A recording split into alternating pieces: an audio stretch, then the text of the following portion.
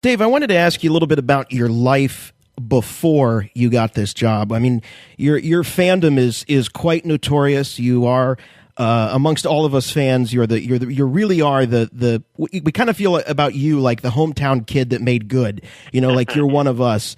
So tell us a little bit about when Star Wars found you, and how long you've been a fan, what kind of fan you were, and how it all began.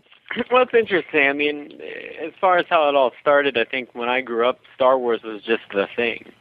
You know, 77 when it came out, I've been 3 or 4 years old, and then every year after that, it was just something we all got used to growing up in the neighborhood. Just thinking about Star Wars, we had the Star Wars toys, like everybody. We had I remember we had some initial posters. I forget they got put out maybe by Burger King or something. That they were up in my brother's room, and just we were there for the very first wave of whatever came out, collectible-wise. Of course, we'd never thought of them as collectibles at the time. Right, of course. It was just, I'd never seen an action figure like a Star Wars figure before. I didn't even know what to make of it. Right. It was pretty amazing. And, from there, it just became when I saw a trailer for Empire Strikes Back, I think it might have been on television, or maybe it was in a theater when I saw a different movie, I couldn't even believe there was more. Right. Sequels weren't a big deal back then. They were something we hadn't really heard of. So I thought it was going to happen on Yavin. From some of the footage I saw. I didn't realize in the trailer, I think that I saw that the tunnels were made of ice as a kid. So then Hoth was a big surprise. And, right. I think more than the movies, because again, it sounds strange to say back then, but back then, now that I'm 34. You didn't have VHS or DVDs or any way to watch the movie over and over again. So we had the records, and the records were a big deal. The story of Star Wars or the story of The Empire Strikes Back, and we'd listen to those records over and over again. Yeah. And we had soundtracks, and then I was really lucky up the road, up the street where I lived, Mr. Malinaric. This guy, he ran movies in his backyard. He would rent 8mm films. And he actually rented Empire Strikes Back. So wow, we actually saw it projected in his backyard. And that was kind of a neat thing that's kind of sad that doesn't happen much anymore. Now It's all big home movies, but this is outside. So that's a little bit of the old history, I guess, growing up with Star Wars. Right.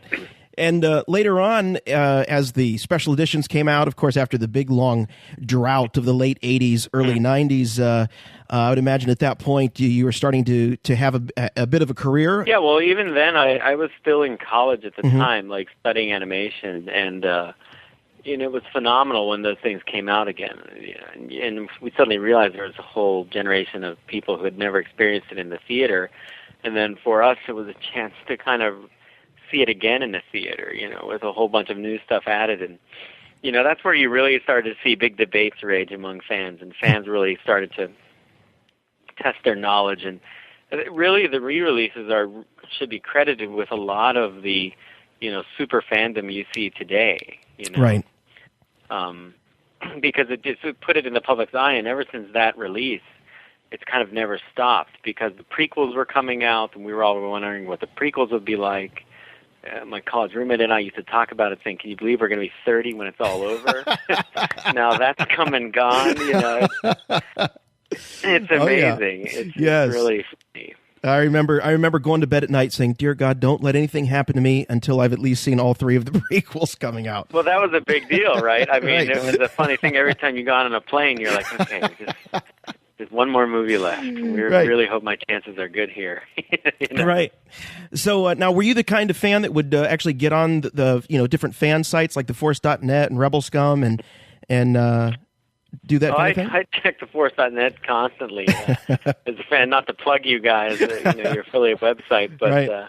A whole bunch of us did. I mean, it was an interesting thing. The funny thing about me doing this computer animated show, you can ask anybody that works on it when you talk to them. I'm not the biggest computer guy. Mm-hmm. I'm not the biggest tech-savvy guy. I was, a painter in college who studied hand-drawn animation. So, to be thrust, I was kind of more of the model-making mentality, where I would like to, make a walker out of balsa wood or something like that. That's why I made the costumes and things,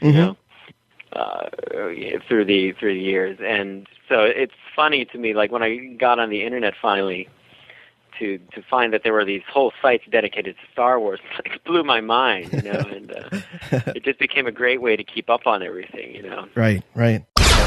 Hey, this is Dave Filoni of Star Wars: The Clone Wars, and you are listening to Rebel Force Radio with Jason and Jimmy.